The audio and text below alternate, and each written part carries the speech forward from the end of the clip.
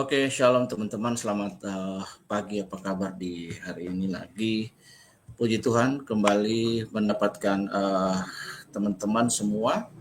Ada kesempatan untuk saya kembali live streaming dengan materi hermeneutika kata Naashe, dan kemudian kita akan membuat 50 kelemahan oneness secara teologi dalam live streaming ini, dalam live streaming yang singkat ini. Tapi kita akan fokus untuk membahas kata Naashe. Jadi kita akhirnya dapat menemukan sebuah akar dari Tritunggal, doktrin Tritunggal yang ada di kitab Kejadian.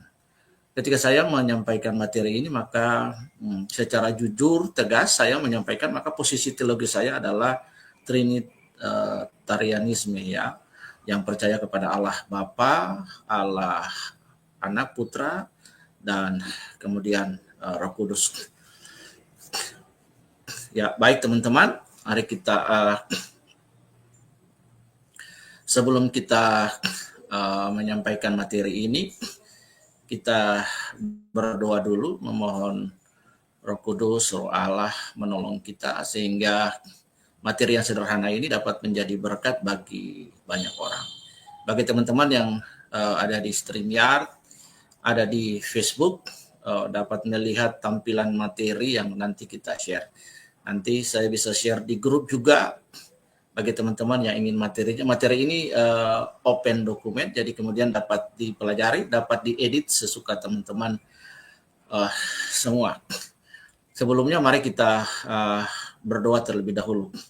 Tritunggal yang kudus, Allah Bapa, Putra, dan Roh Kudus, kami bersyukur hari ini dapat kembali melakukan live stream yang sederhana, dan Tuhan menolong dan Tuhan memberkati kami sehingga materi yang kami belajar ini dapat tidak saja memperluas dan enlarge our education about you, God, tapi we have a deeply relationship with you. Kami punya kedalaman hubungan dengan Engkau.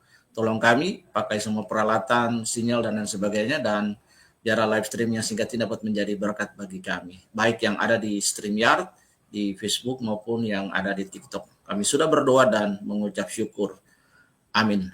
Nah, baik teman-teman semua, mari kita langsung aja lihat apa materi kita ya di hari ini. Ya. Oke teman-teman. Ya, jadi judul materi kita hari ini, teman-teman, adalah hermeneutika kata Naashe dalam Kejadian 1 ayat 26 dengan konsep Trinitas, teman-teman.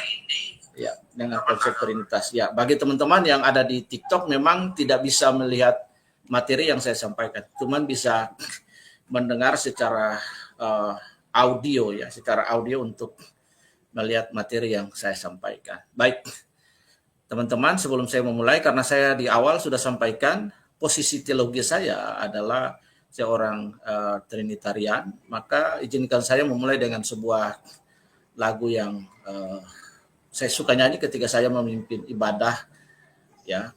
Hormat bagi Allah Bapa, hormat bagi anaknya, hormat bagi Roh Penghibur, ketiganya yang esa. Haleluya, haleluya, ketiganya yang esa. Itu teman-teman. Jadi lagu ini menggambarkan sebuah posisi saya sebagai seorang Trinitarianisme. Jadi teman-teman tidak usah lagi bertanya di StreamYard ini atau di Facebook tentang posisi teologi saya. Jelas di atas ya, hermeneutika kata Naashe dalam Kejadian 1 ayat 26 dalam konsep Trinitas. Oke, mari kita berselancar. Kita mulai dulu dengan helikopter view sebuah pandangan umum tentang Kejadian 1 ayat 26. Bagi teman-teman yang ada di StreamYard, di Facebook dapat melihat materi saya. Nah, teman-teman bisa lihat terjemahan Ibrani. Kita lihat di, saya buka dari HP saya ya. Kemudian kita bisa lihat di dalam Kejadian 26 ayat, Kejadian 1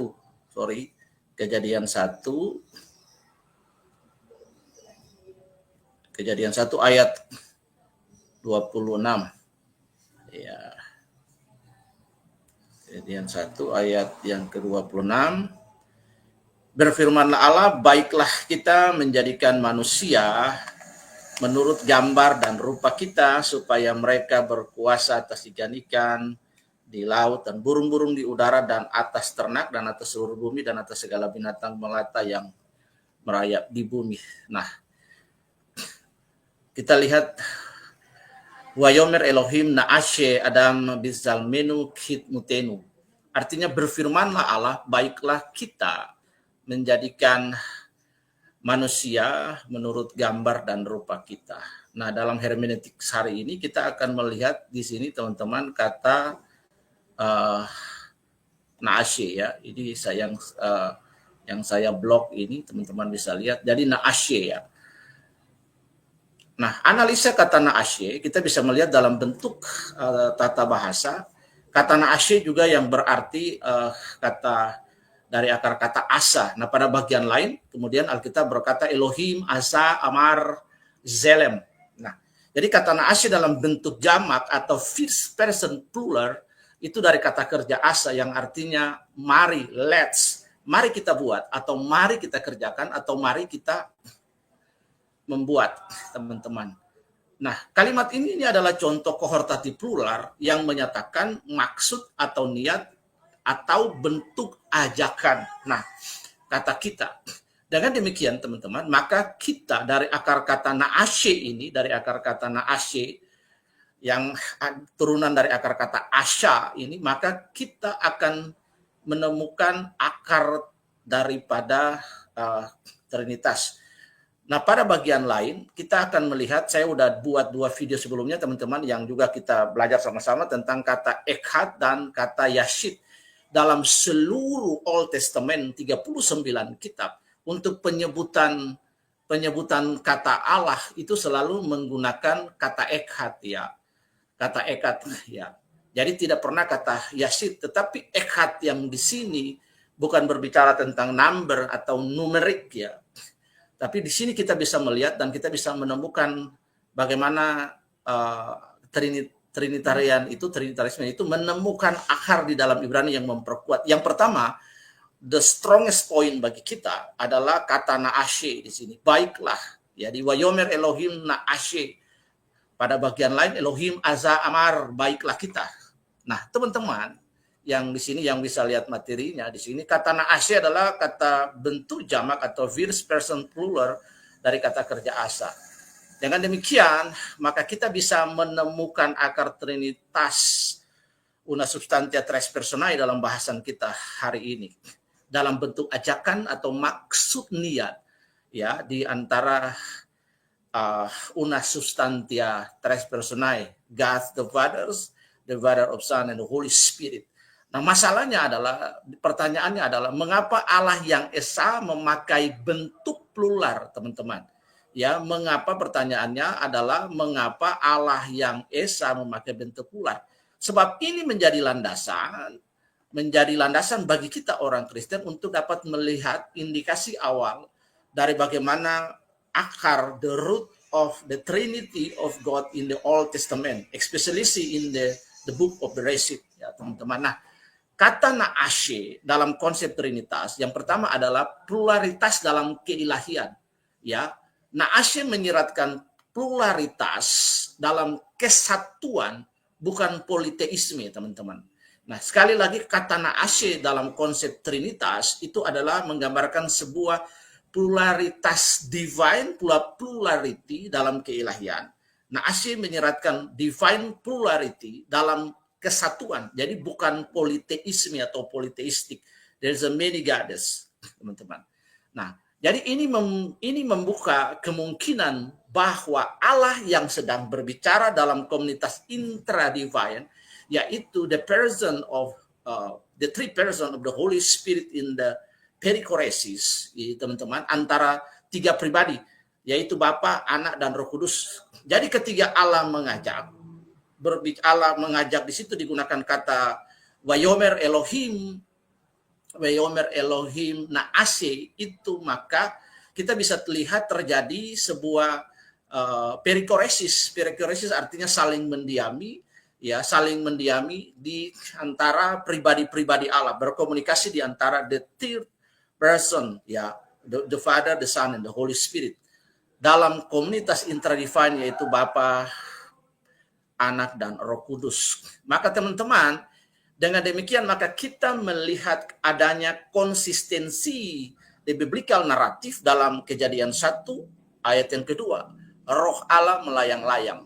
Jadi konsistensi naratif itu dimulai dari Kejadian pasal yang pertama ayat yang ke-26.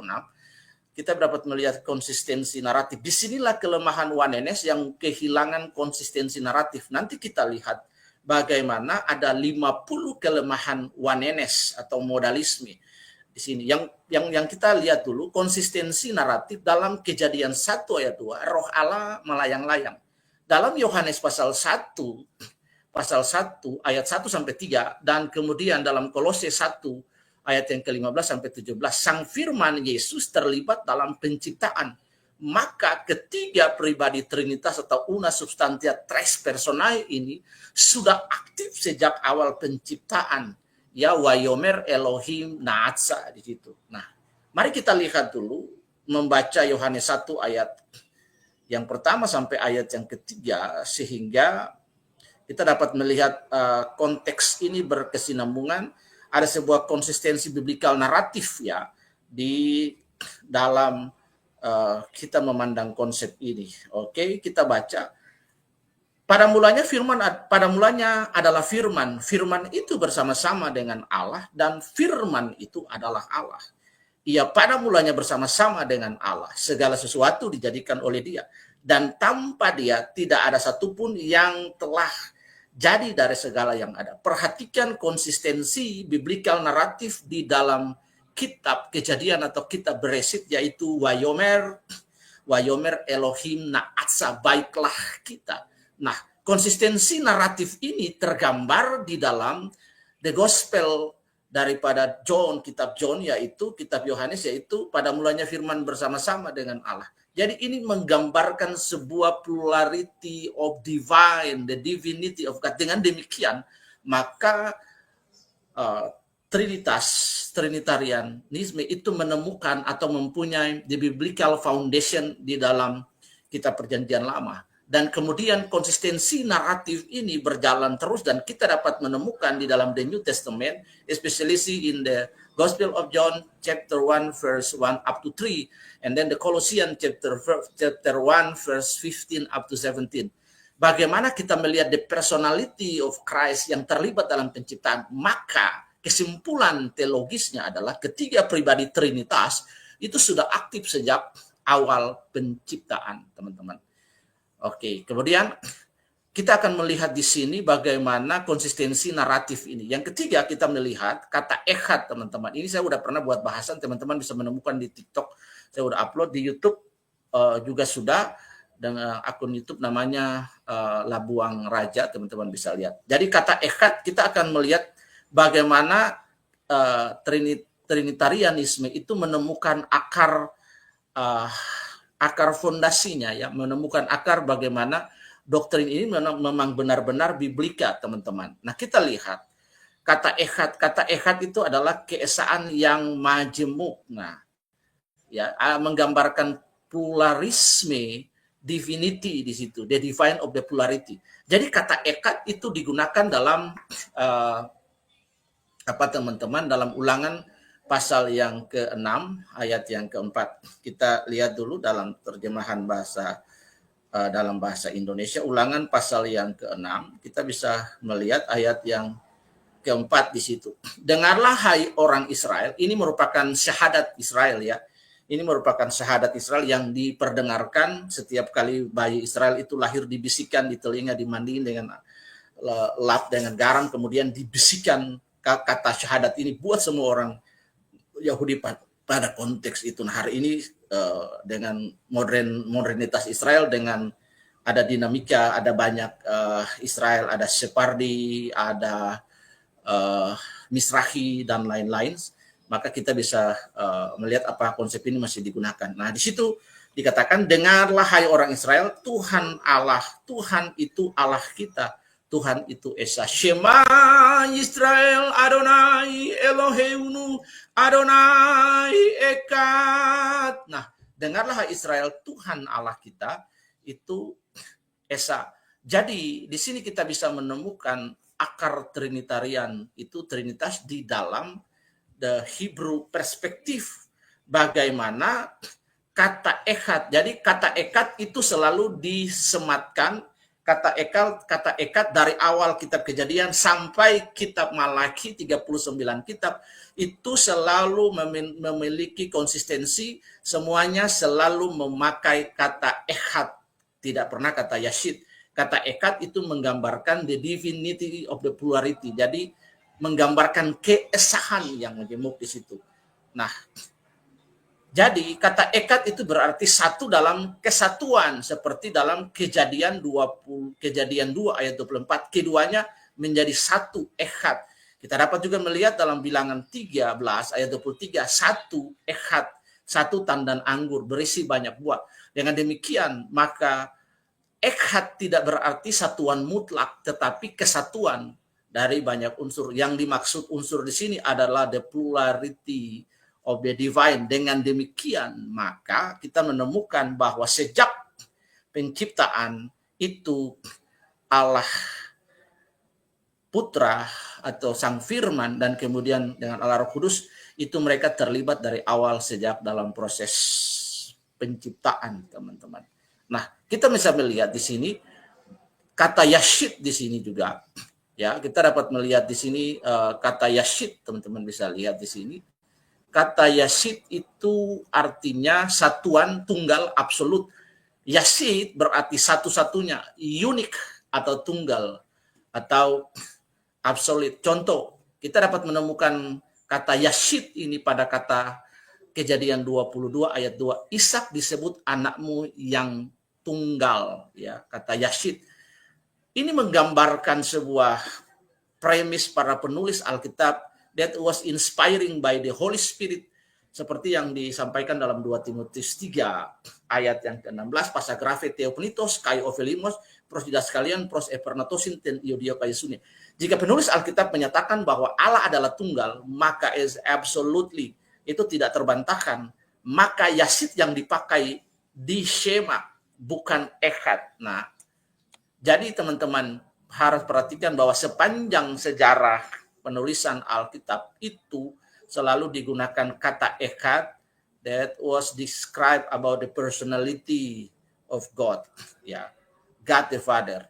Nah, teman-teman di sini kemudian kita bisa melihat bagaimana perbandingan dan bagaimana penggunaan kata Naashe, Echad dan Yashid. Kita bisa melihat kata Ibrani yang pertama Naashe, it means mari kita membuat. Konteks Kejadian 1 ayat 26, implikasi dari doktrin Trinitarian adalah indikasi dialog intratrinitas di antara pribadi-pribadi Trinitas. Dengan demikian maka kita memenuhi apa yang dimaksud dengan perikoresis di antara Tritunggal itu.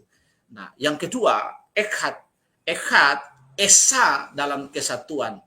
Ulangan 6 ayat 4 is about the Shema of Israel.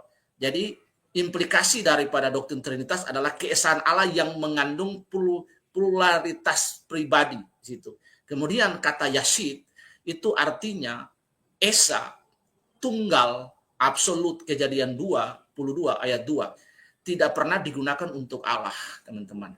Maka di sini point of view-nya adalah kata Naashe dengan kata Echad itu membuka sebuah hermeneutics perspektif about the Trinity of God.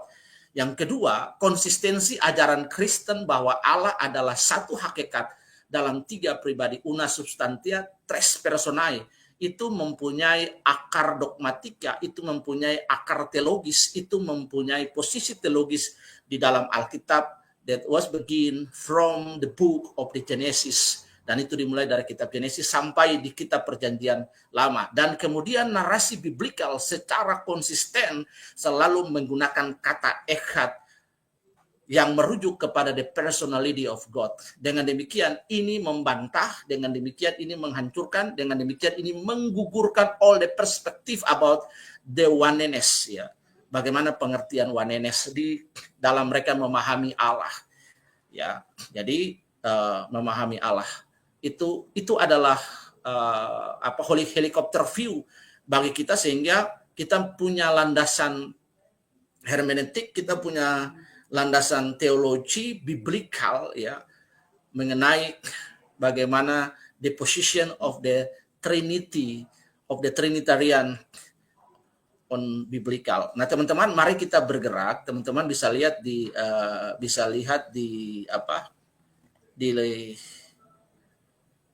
materi yang saya sampaikan. Kalau teman-teman di TikTok memang nggak bisa lihat, ya, karena materinya ada di saya buka di Google Sites dan di StreamYard dan di Facebook bisa melihat. Kita akan melihat secara singkat the short perspective about the 50 weakness, ya, the theology of the oneness atau modalisme. Yang pertama, kita bisa melihat kelemahan orang oneness.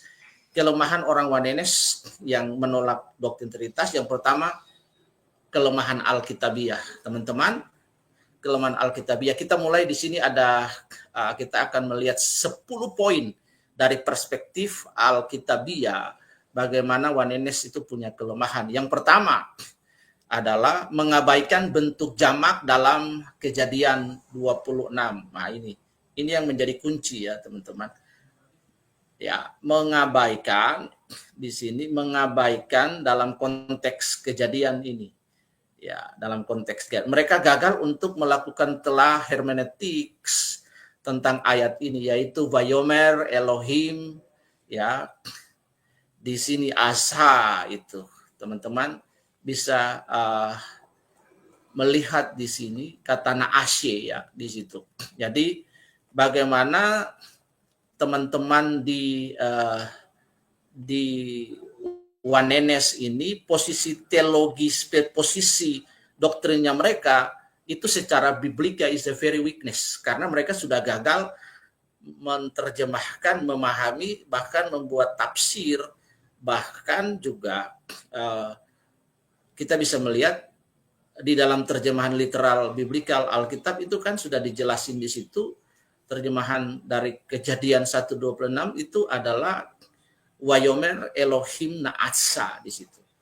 Jadi mengabaikan bentuk jamak di situ. Faktanya secara linguistik Hebrew di situ itu memang artinya jamak. Nah, pengabaian terhadap ayat Alkitab dan tafsirnya secara linguistik dan hermeneutics ini membuat the failure of the meanings, ya. Ini membuat gagal semua pengertian oneness. Jadi yang pertama, oneness tidak mempunyai strongest foundation. Teman-teman, oneness bisa bisa membantah dengan membuat video tandingan atau yang lain. Ya, saya tidak ingin berdebat, tapi saya ingin kita mempunyai perspektif, ya, perspektif yang baik to enlarge our education about the theology, about Bible, about God, ya. Ya, apapun yang even we have a different the position of theology, ya. Jadi bagaimana teman-teman kelemahan Alkitabiah yang pertama dari oneness adalah mereka mengabaikan bentuk jamak dalam Kejadian 1 ayat 26. Baiklah kita menjadikan manusia Wayomer Elohim Na'atsa. Di bagian lain juga disampaikan bahwa Elohim Asa Amar Selem.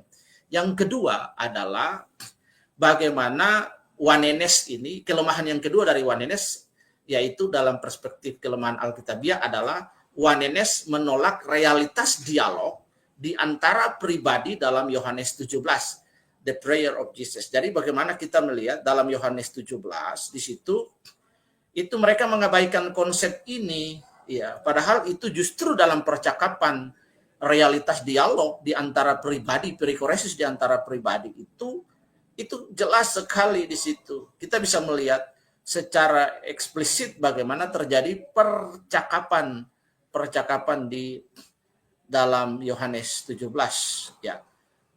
Doa Yesus untuk murid-muridnya, demikianlah kata Yesus, lalu ia menengadah ke langit dan berkata, Bapa, telah tiba saatnya, permuliakanlah anakmu supaya anakmu dipermuliakan. Engkau mempermuliakan engkau sama seperti engkau telah memberikan kepadanya kuasa atas segala yang hidup. Dengan demikian ia akan memberikan hidup yang kekal kepada semua orang yang engkau berikan kepadanya, dan lain sebagainya. Nah, kalau dalam konsep oneness itu kan mereka percaya bahwa ya Allah itu satu, gitu. Ya, nggak ada tiga pribadinya. Masakan Yesus berdoa kepada Yesus, ya Bapa berdoa kepada Bapa dan lain sebagainya. Itu kan konsep yang ngawur sekali. Jadi teman-teman bisa melihat di sini bagaimana oneness menolak realitas dialog antar pribadi dalam Injil Yohanes pasal yang ke-17. Itu kelemahan oneness yang kedua, kelemahan secara alkitabiah. Nah, kita bisa melihat yang berikut, kelemahan yang ketiga secara alkitabiah adalah oneness mengabaikan kehadiran tiga pribadi pada peristiwa baptisan Tuhan Yesus. Pada di situ peristiwa baptisan Tuhan Yesus. Ya. Bagaimana di situ secara Alkitab menggambarkan ayat itu, jadi secara literal di situ. Peristiwa itu bagaimana Yesus dibaptis, kemudian Allah bersabda, dan burung merpati ada di situ sebagai tipologi daripada Roh Kudus. Dengan demikian, maka oneness mengabaikan kehadiran tiga pribadi yang berperikoresis di dalam Matius pasal 3 ayat 16 dan 17. Mari kita bisa langsung buka ayatnya dan kita lihat Matius pasal 3 ayat 16. Teman-teman, di sini kita lihat di sini, sesudah dibaptis, Yesus segera keluar dari air, dan pada waktu itu juga langit terbuka dan ia melihat Roh Allah seperti burung merpati turun ke atasnya. Jadi Roh Allah, it means mention always refer about the Holy Spirit, dan tipologi dari Roh Kudus itu adalah burung merpati. Lalu terdengarlah dari sorga yang mengatakan, inilah anakku yang kukasihi, kepadanya lah demikian aku berkenan. Nah, kelemahan yang ketiga dari orang-orang oneness mengabaikan kehadiran tiga pribadi pada peristiwa baptisan Tuhan Yesus, dengan demikian menyangkal perikoresis di antara ketiga pribadi itu. Tidak saja menyangkal perikoresis, tetapi juga menolak tiga pribadi, mengabaikan kehadiran tiga pribadi pada peristiwa Matius 3 ayat 16 dan 17. Tapi demikian juga menolak ayat Alkitab yang ada di dalam Matius 3. Tadi mereka sudah menolak Kejadian pasal 1 ayat 26. Mereka juga menolak Yohanes 17. Mereka juga sekarang menolak Matius 3 ayat 16 sampai ayat yang ke-17. Jadi ada banyak sekali ayat-ayat di dalam perjanjian lama maupun perjanjian baru yang secara parsial itu ditolak oleh para oneness atau modalisme ini. Nah, kemudian kita bisa melihat yang keempat adalah bahwa tidak konsisten dengan amanat agung. Oneness tidak konsisten dengan amanat agung. Ingat bahwa Alkitab itu selalu konsisten. Alkitab tidak unkonsisten. Alkitab selalu konsisten.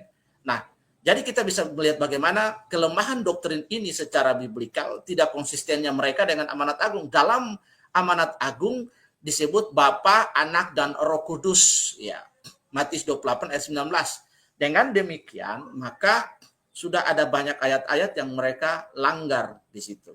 Dan mereka tidak memiliki konsistensi. Alkitab itu memiliki konsistensi. Alkitab itu memiliki konsistensi yang kuat dan tidak mungkin salah. Yang salahnya adalah bagaimana tafsir orang terhadap Alkitab itu keliru, mengabaikan. Alkitab itu juga memiliki ada 6 sifat kanonikal Alkitab yang memiliki sifat otoritas. Dengan demikian maka mereka hanya mempercayai the half of the Bible, setengah dari Alkitab, mengambil ayat-ayat yang mendukung ide dan opini mereka, tafsir mereka. Pada bagian lain mereka tidak setuju. Dengan demikian maka secara completeness mereka tidak biblikal. Nah, kita bisa melihat yang kelima di sini adalah Mereka tidak bisa menjelaskan Yohanes 1 ayat 1 sampai 3 secara memadai di situ. They cannot explain about the gospel chapter 1 verse 1 up to 3 di situ, teman-teman. Jadi secara memadai firman Allah, firman bersama-sama dengan Allah dan adalah Allah. Jadi mereka tidak dapat menjelaskan hal ini. Jadi ini membuat mereka bingung, teman-teman. Nah, yang berikut adalah membingungkan antara pribadi dan peran atau misidentifikasi persona. Ini juga kegagalan yang fatal dari orang-orang yang ada di dalam Wanenes. Orang-orang Wanenes begitu membingungkan antara pribadi Allah, ya, pribadi Allah dan peran, misidentifikasi. Jadi ada persona, kemudian ada fungsi dari persona itu atau modus. Salah satunya adalah ketika Tuhan naik ke surga dalam kitab Tuhan Yesus, Ascension to Heaven in the book of Acts chapter 1 verse 8, di situ bahwa Roh Kudus akan datang, ya, parakletos, pribadi atau oknum. Para itu di samping, kleitos itu pribadi, oknum, penolong yang stand beside us, ya. Jadi mereka tidak dapat membedakan antara persona pribadi daripada ketiga itu dengan fungsinya mereka di situ.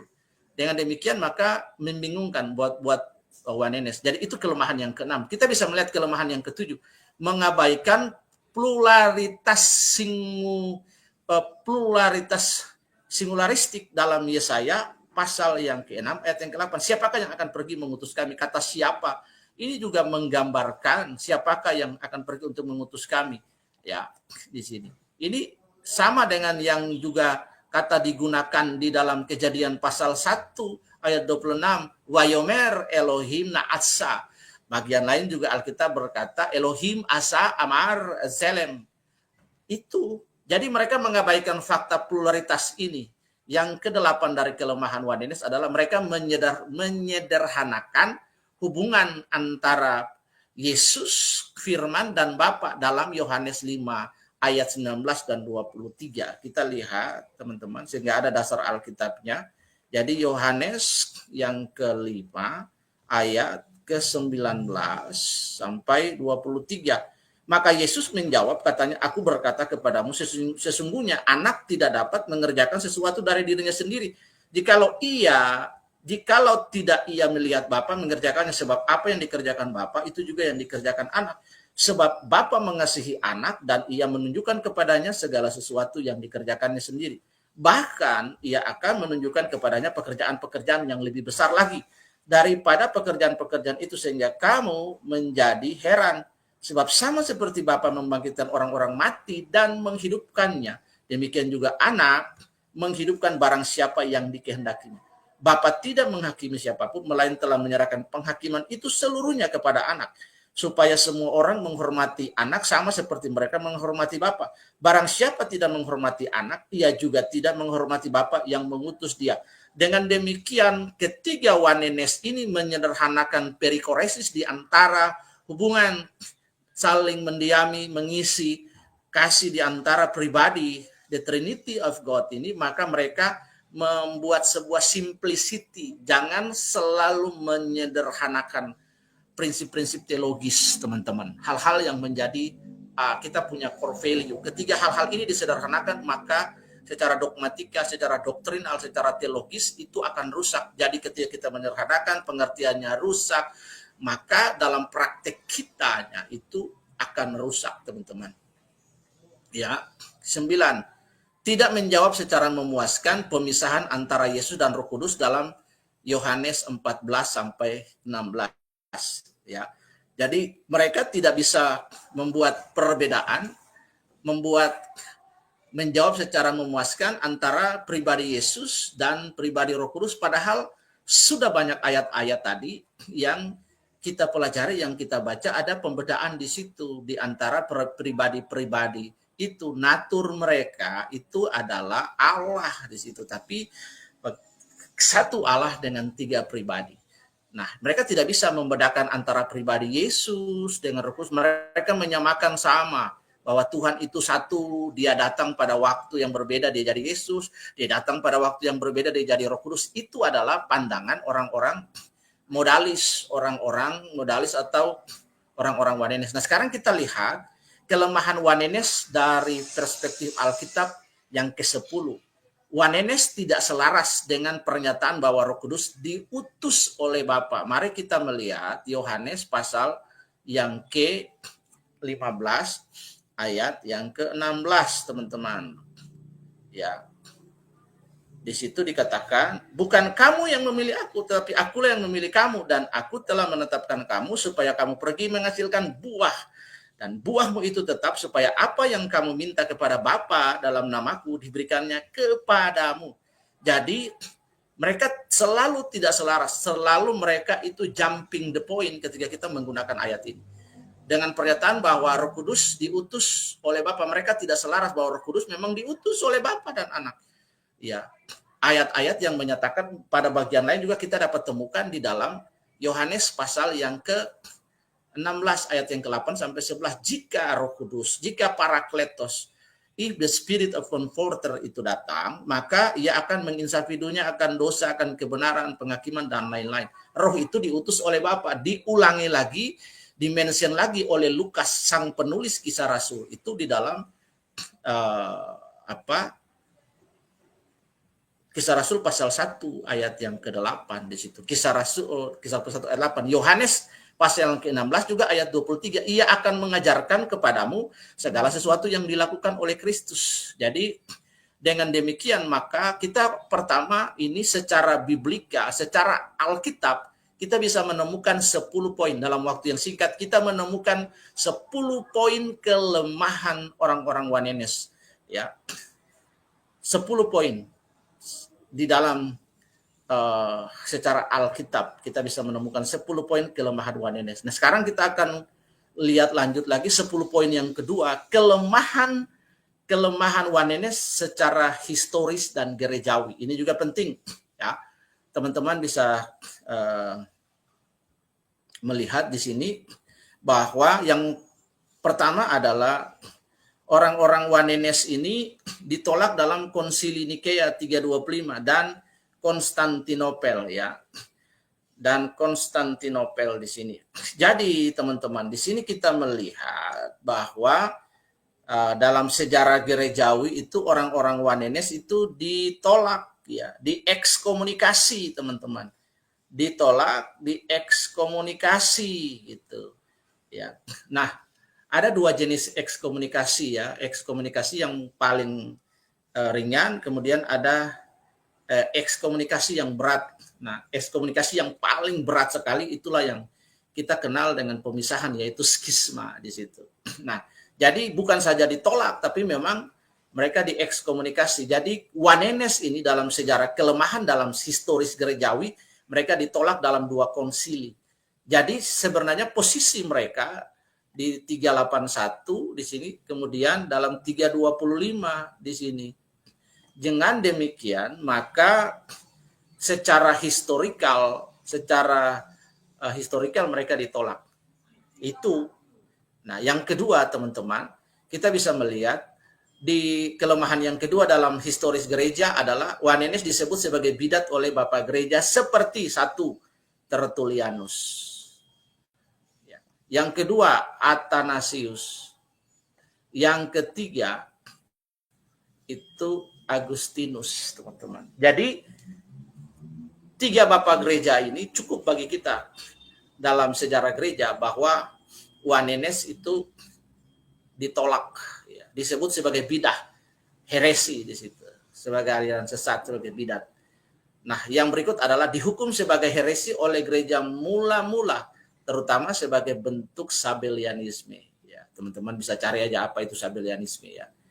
Jadi sebagai heresi ya, sebagai sebuah blasfemi, sebagai sebuah heresi oleh gereja mula-mula, teman-teman. Nah, jadi yang ketiga kelemahan Wanenes, yang ketiga adalah dihukum sebagai heresi oleh gereja mula-mula. Mereka tidak punya tempat dalam gereja mula-mula dalam sejarah gereja. Yang berikut adalah tidak sesuai dengan krit gereja ekumenis ya. Jadi kelemahan secara historikal bagi orang Wanenes adalah tidak sesuai dengan krit gereja ekumenis, yaitu Nikea Athanasius, dan bahkan Chalcedon, teman-teman. Nah, oke, saya ingin kita melihat hal ini, teman-teman, sabar. Di gereja-gereja Protestan, khususnya yang tradisionalnya, setiap kali mereka ada kematian, kedukaan, atau juga ibadah-ibadah sakramen, itu perjamuan kudus dan lain, mereka selalu pernikahan, mereka selalu membaca pengakuan iman rasuli atau dekret ini ya. Ya, teman-teman, kita lihat. Ya. Nah, jadi kelemahan Wanenes yang keempat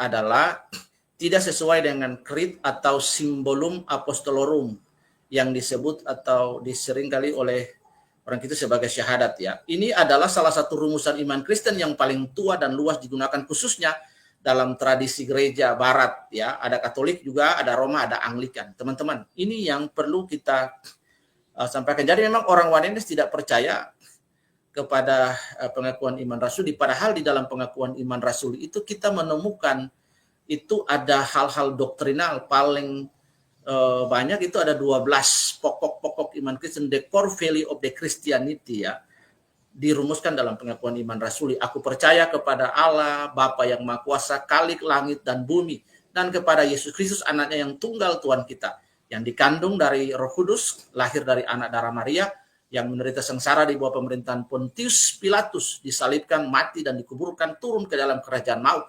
Pada hari yang ketiga bangkit pula dari antara orang mati, naik ke surga, duduk di sebelah kanan Allah, Bapa yang Maha Kuasa, dan dari sana ia akan datang menghakimi orang-orang yang hidup dan yang mati. Aku percaya kepada Roh Kudus, gereja yang kudus dan am, persekutuan orang kudus, pengampunan dosa, kebangkitan tubuh, dan hidup yang kekal. Jadi kelemahan orang Wanenes adalah tidak sesuai dengan krit gereja ekumenis yang pertama, Nikea, itu 325, lalu di Athanasius dan kemudian Chalcedon ya, teman-teman. Yang berikut kelemahan Wanenes dalam sejarah gerejawi yang kelima, tidak memiliki kontinuitas historis dalam tradisi gereja secara universal. Jadi tidak ada kontinuitas historis yang berkesinambungan di dalam gereja, dalam tradisi gereja secara universal atau am ya, di situ. Yang berikut adalah kelemahan yang berikut dari Wanenes yang keenam dalam konteks sejarah gereja, berasal dari spekulasi filsafat abad ketiga, bukan dari ajaran Yesus dan para rasul. Jadi Wanenes ini bukan dari ajaran Yesus dan para rasul. Ya, mereka lebih jatuh kepada higher Bible criticism, the black hermeneutics. Nah, ini yang paling merusak sekali. Nah, kemudian kita bisa melihat, teman-teman, yang poin yang ketujuh dari Wanenes dalam konteks historical ya, sejarah gereja, gagal menghormati kesaksian para martir gereja awal yang mati sebagai martir ya, mempertahankan Trinitas ya. Ya. Kita melihat bagaimana seorang bapak gereja ketika para tentara Roma berkata, sangkal Tuhanmu dan matilah. Kalau tidak salah, Athanasius dia berkata bahwa tidak pernah dalam hidup ini aku melihat Tuhan jahat terhadap aku, dan kemudian mereka menombak dia sampai mati, teman-teman. Jadi martir terus percaya dan mempertahankan doktrin Trinitarisme ini dengan baik sekali. Jadi satu kegagalan dalam sejarah gereja, yang ketujuh adalah mereka gagal untuk menghormati kesaksian para martir gereja mula-mula, gereja awal yang mati mempertahankan Trinitas. Yang ketiga adalah sering diasosiasikan dengan kelompok sektarian dan anti-Nicene Ringe ya. Jadi kita bisa anti-Nicene ini adalah, teman-teman bisa melihat itu di poin yang keempat, kelemahan Wanenes, yaitu mereka menolak konsili ekumenis Nikea, Athanasius, dan Chalcedon. Ya, kemudian kita bisa melihat kelemahan yang ketiga dari Wanenes ini. Jadi ada 50 kelemahan Wanenes. Yang pertama secara biblika, yang kedua secara historis, sekarang yang ketiga kelemahan filosofi dan logis. Yang pertama, kelemahan Wanenes adalah mereka menimbulkan kontradiksi dengan sebuah pertanyaan, bagaimana Yesus bisa berdoa kepada dirinya sendiri? Yesus bisa berdoa kepada, karena mereka tidak percaya kepada perikoresis pribadi-pribadi di dalam una substantia tres personae. Ya. Kedua, mereka tidak dapat menjelaskan bagaimana Yesus bisa mengalami persekutuan dengan Bapa dalam Yohanes 17 ayat yang ke-7. Teman-teman, kita lihat Yohanes yang ke-17 ayat yang ke-7. Ya, di dalam kelemahan biblika saja mereka sudah 10 poin itu udah gagal memahami bagaimana kita bisa melihat akar Trinitarian begitu kuat di dalam Hebrew perspektif ya. Nah, mari kita lihat dalam Yohanes 17, teman-teman. Itu ayat yang ke-5. Dikatakan di situ, oleh sebab itu ya Bapa, permuliakanlah aku padamu sendiri dengan kemuliaan yang kumiliki di hadiratmu sebelum dunia itu ada. Korelasinya dengan Kejadian pasal 1 ayat 26 ialah Vayomer Elohim Na'atsa. Pada bagian lain juga adalah Elohim Asa Amar Selem. Baiklah kita, ada sebuah ajakan, ada sebuah invitation ya untuk bersama-sama untuk melakukan, mencipta, berbuat di situ. Mereka gagal untuk menjelaskan hal ini. Ini adalah kelemahan dari Wanenes secara filosofis dan logis. Jadi Alkitab itu runut, sistematikanya luar biasa dan dapat dijelaskan. Ini mereka gagal untuk menjelaskan hal ini secara logis. Tidak menjelaskan bagaimana Yesus bisa mengalami persekutuan dengan Bapa. Persekutuan di antara pribadi-pribadi Allah itulah yang disebut perikoresis. Nah, yang berikut adalah mereka menurunkan kualitas kasih Allah. Kasih bukan pada pribadi lain, tapi pada diri sendiri. Ini yang keliru. Yang berikut adalah mereka menghilangkan makna persekutuan ilahi. Komunitas kasih dalam Trinitas, yaitu perikoresis tadi. Menurunkan makna pengutusan dalam misi. Bapa mengutus anak dan Roh Kudus. Di dalam Matius itu kan sudah jelas itu formulanya, Bapa, Putra, dan Roh Kudus. Jadi ketika mereka tidak mempercayai formula Bapa, Putra, dan Roh Kudus, maka blasfemi, heresi bagi kaum-kaum modalis, bagi kaum-kaum modus, bagi kaum-kaum Wanenes ini. Mereka mengubah makna inkarnasi menjadi semu. Anak bukan pribadi sejati, tetapi hanya modus. Nah, jadi dengan demikian maka orang Wanenes juga menyangkal proses inkarnasi. Mereka juga menyangkal proses inkarnasi yang bisa kita temukan di dalam Yohanes pasal yang pertama, ayat yang pertama, sampai ayat yang kesekian, kita bisa baca ayat yang keempat. Mereka menyangkal itu, menolak dan membuatnya menjadi bias. Nah, kalau kita bisa menemukan antara yang tidak benar dan yang benar, maka kita bisa melihat. Tetapi ketiga kebenaran itu menjadi abu-abu, setengah kebenaran, the half truth, itu is a very danger for the Christianity. Itu sangat merusak. Kita bisa melihat yang berikut, poin kelima daripada kelemahan Wanenes secara filosofis dan logis di sini ya. Mereka menciptakan masalah etika. Bapa menghukum dirinya sendiri dalam penyalipan. Jadi kalau mereka tidak mempercaya pribadi Bapa, Anak, dan Roh Kudus, maka mereka menciptakan sebuah masalah etika yang baru, yaitu Bapa menghukum dirinya sendiri di atas kayu salib. Bapa menyelamatkan dirinya sendiri, Bapa bangkit dari kematiannya dia sendiri. Ini kan benar-benar sesuatu yang tidak rasionalitas. Allah memberikan nalar dan logik kepada kita, bahkan jauh di atas logika, untuk kita diberikan hikmat oleh Roh Kudus, how to understand. Ya. Nah, kalau etika ini dipenuhi dengan Roh Kudus, maka kita akan dapat memahami kebenaran dengan baik dan benar. Yang berikut kita lihat teman-teman adalah poin yang keenam dari kegagalan kelemahan filosofis dan logis dari Wanenes adalah gagal menjawab hubungan interpersonal yang tampak nyata di dalam Alkitab. Ya, mereka hubungan interpersonal di antara person of the Trinity itu gagal untuk menjawab korelasi dan hubungannya. Ya, mereka sudah gagal di Kejadian 1 ayat 26 sampai ayat-ayat yang lain, dan mereka tentu akan juga gagal dalam konteks untuk memahami penjelasan yang ada di dalam New Testament di PL. Yang berikut adalah cenderung memproyeksikan pengertian manusiawi tentang kesatuan dalam Allah. Oke, saya highlight di sini dulu. Ini is a very important thing ya. Di sini teman-teman kita bisa melihat bagaimana mereka gagal ya, gagal untuk apa? Untuk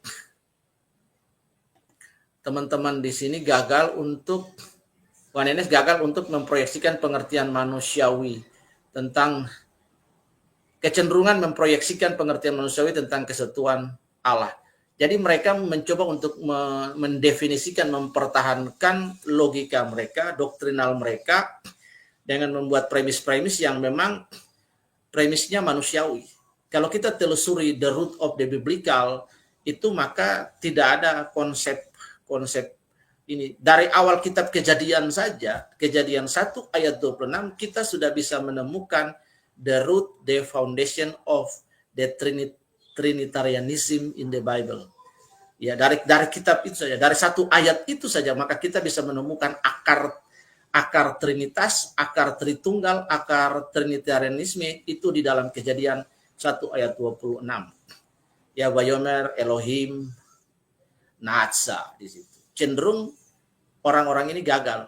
Nah, mereka akhirnya memaksakan konsep manusiawi, konsep humanistik ya ke dalam konsep kesatuan Allah. Padahal konsep ini sangat mudah dipahami dalam kata Echad yang memang dari kitab Kejadian sampai kitab Mailaki 39 itu selalu merujuk mention ketiga para penulis biblik, penulis Alkitab yang di-inspiring oleh Holy Spirit, oleh Roh Allah, itu selalu menggunakan kalimat yang sama. Ya, Allah menggunakan bahasa antropomorfisme untuk menyampaikan maksud dan tujuannya. Yang hebatnya, para rasul ini hidup para nabi artinya nafa, the man that who is influencing by divine spirit, hidup pada masa yang berbeda, latar belakang pendidikan yang berbeda, itu tapi mereka memiliki konsep pengetahuan Roh Kudus memobile mereka selalu menggunakan satu kata untuk menjelaskan the divine plurality ya, plurality singularistik absolut yang selalu menggunakan kata echad di situ, kata echad ya.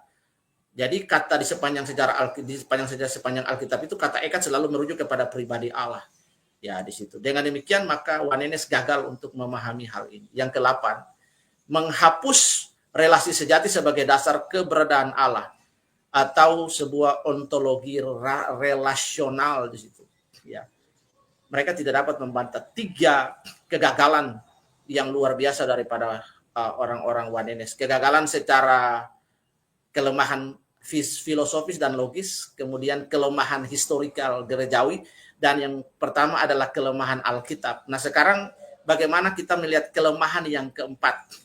Kelemahan soteriologi atau doktrin keselamatan. Wanenes gagal. Mereka mengaburkan makna pengorbanan anak kepada Bapa. Ibrani 9 ayat 14 kita buka. Ini yang paling penting sekali. Ibrani 9. Jadi para Wanenes ini mereka sudah di ekskomunikasi. Jadi ada 2 bentuk ekskomunikasi, yang paling ringan dan yang paling berat itu adalah skisma. Jadi mereka ini harus bertobat ya. Di sini kita lihat Ibrani pasal yang ke-9 ayat pasal 9 ayat yang ke-5 ayat yang ke-14 teman-teman. Ya. Betapa lebihnya lagi darah Kristus yang oleh Roh yang kekal telah mempersembahkan dirinya sendiri kepada Allah sebagai persembahan yang tak bercacat, akan menyucikan hati nurani kita dari perbuatan-perbuatan yang sia-sia supaya kita dapat beribadah kepada Allah yang hidup. Jadi mereka mengaburkan makna pengorbanan anak atau Yesus Kristus sang firman itu kepada Bapa. Masakan Bapa berkorban kepada Bapa? Ini kan sebuah irasionalitas teologi yang luar biasa dari orang-orang Wanenes ini, teman-teman. Yang kedua, mereka membingungkan siapa yang membangkitkan Yesus, Bapa, Yesus sendiri atau Roh Kudus, karena memang mereka tidak percaya the Trinity of God ya. Sehingga dengan demikian maka mereka mengaburkan the function of the Trinity of God. Mereka menghilangkan perichoresis between the personality of God among the Trinity of God. This is the wrong concept.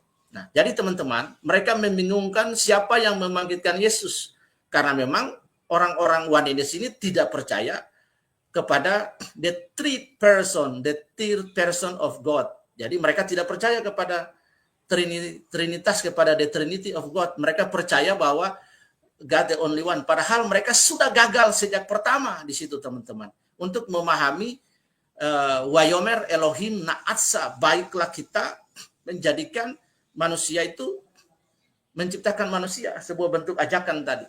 Yang berikut adalah mereka menyulitkan pemahaman syafaat Kristus kepada Bapa di situ. Yesus berdoa syafaat kepada Bapa. Masakan Bapa berdoa kepada Bapa. Ini kan sesuatu yang irasional sekali. Nah, jadi mereka gagal untuk memahami konsep Roma 8 ayat 34. Banyak sekali kegagalan, kebodohan yang ditimbulkan oleh para Oneness ini.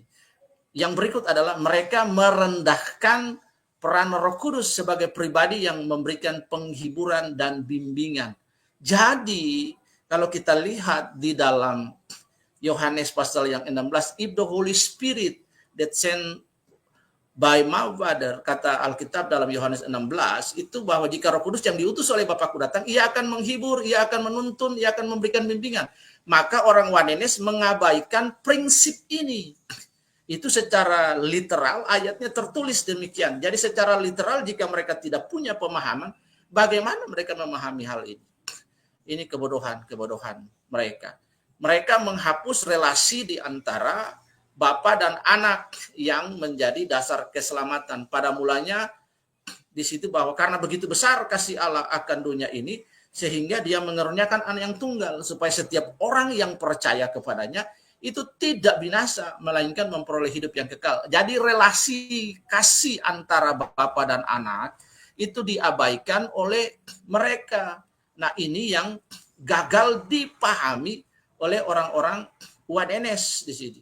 Yang berikut, mereka membingungkan hubungan antara pengutusan di situ. Satu poinnya pengutusan, kemudian ada penebusan di situ, dan kemudian ada pendamaian di sini. Ini semuanya memiliki korelasi dengan Bapa, Yesus dan Bapa, dan kemudian ada Roh Kudus, teman-teman. Nah, ini yang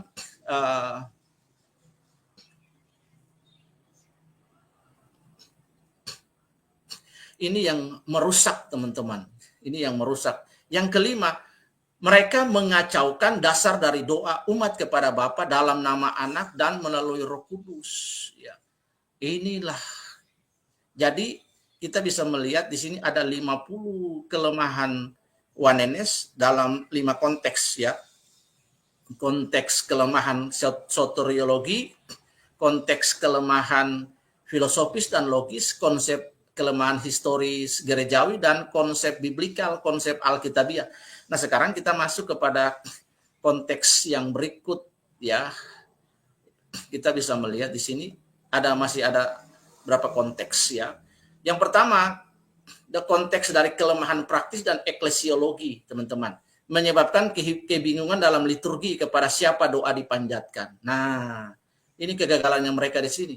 Menghasilkan kesulitan dalam doa Trinitarian, Efesus 2 ayat 18. Mereka juga merusak struktur pemuridan yang Yesus ajarkan dalam Matius 28 ayat 19 sampai 20.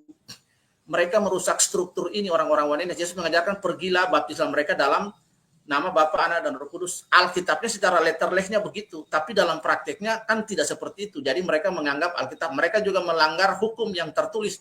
Di dalam Matius pasal 4, when Jesus facing with the temptators, devil, dia selalu berkata ada tertulis. Nah, harusnya prinsip ada tertulis itu juga kita gunakan dalam konsep ini. Mereka mengabaikan apa yang tertulis, menggunakan rasionalisme, penalaran filosofis manusia untuk ditanamkan di situ. They cannot explain anything about God.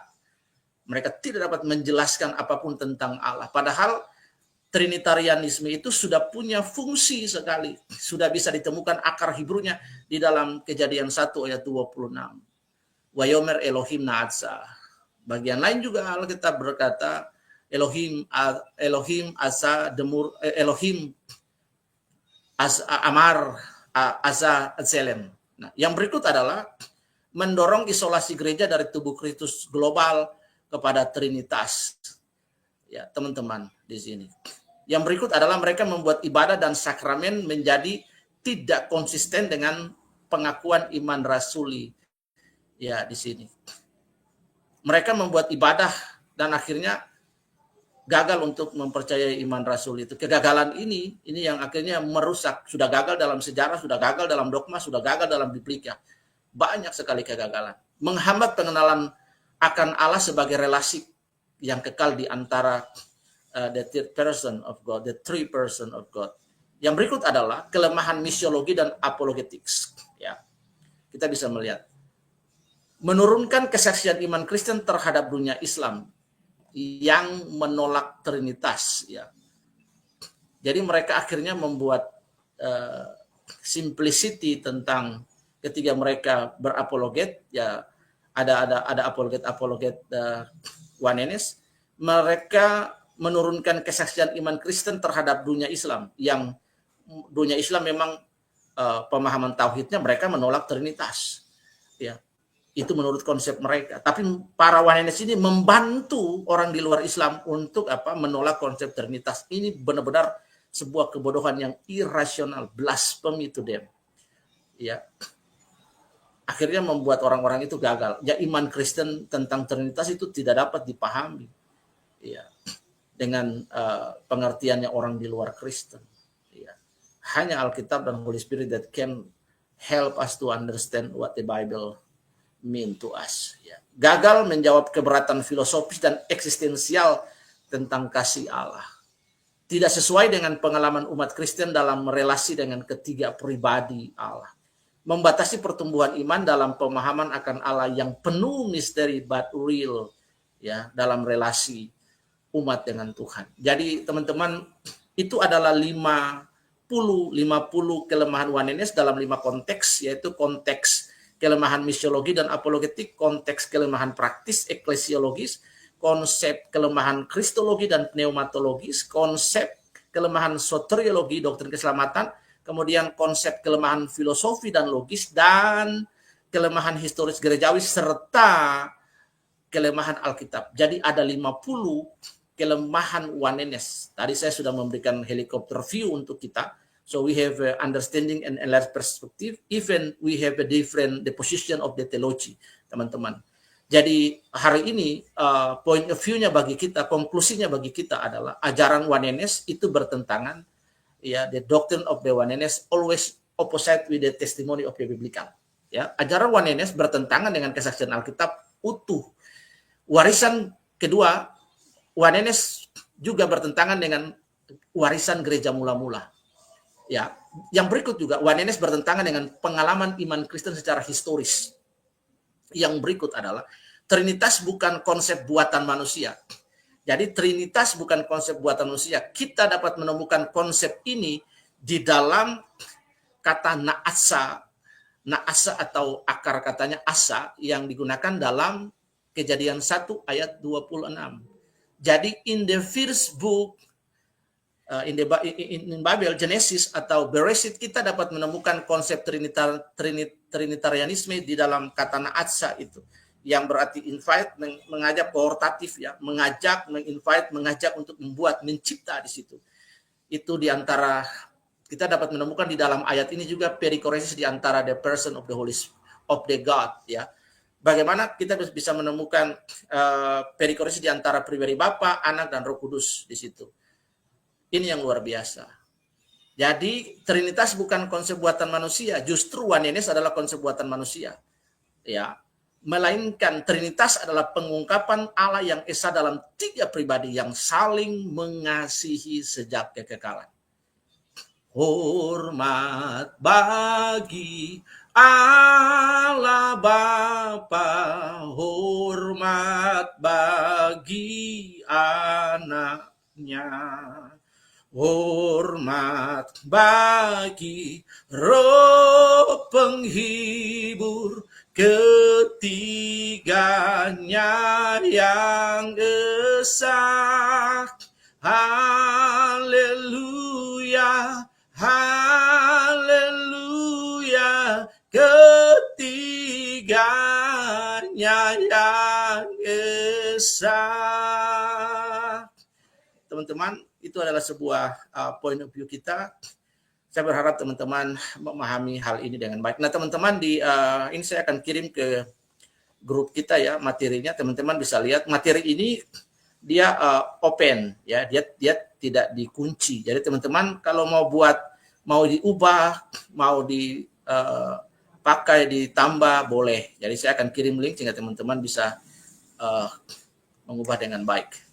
Terima kasih untuk pelajaran hari ini. Teman-teman yang sudah ada di StreamYard dengan saya, yang di Facebook, Tuhan yang menonton, Tuhan memberkati. Yang ada di TikTok juga Tuhan berkati. Mari kita berdoa bersama-sama. Tuhan, hari ini kami belajar tentang konsep naatsa, bagaimana kita dapat menemukan dan belajar melakukan telah hermeneutiks terhadap kata naatsa, dan kami menemukan di situ akar daripada Allah Tritunggal di situ. Wayomer Elohim naatsa, ya, Elohim Azza Amar Selem. Kami percaya perikoresi di antara tiga pribadi. Pengetahuan ini tidak saja membuat kami punya perspektif bertambah, mengenlarge pengetahuan kami tentang Allah, tapi kemudian kami punya kekaguman tentang pribadi Allah yang fulfill with the mystery, yang dapat kami raih dalam pengalaman kami dengan Engkau. Maka Engkau akan menyibak dirimu bagi kami, Tuhan. Terima kasih.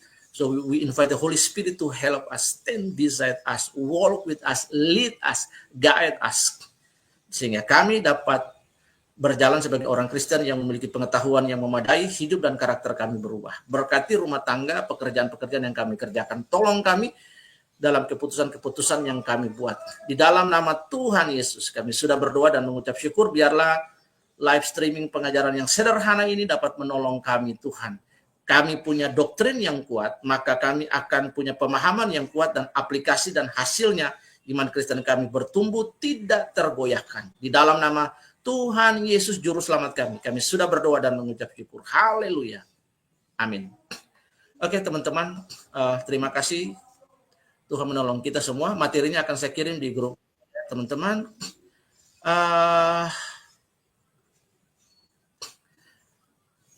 Materinya akan saya kirim. Baik teman-teman, terima kasih yang di TikTok, terima kasih sudah nonton. Teman-teman yang di TikTok, terima kasih sudah nonton. Tuhan berkati. Yang di TikTok, saya memang tidak perlu atau tidak membutuhkan gift atau love gift, tap layar.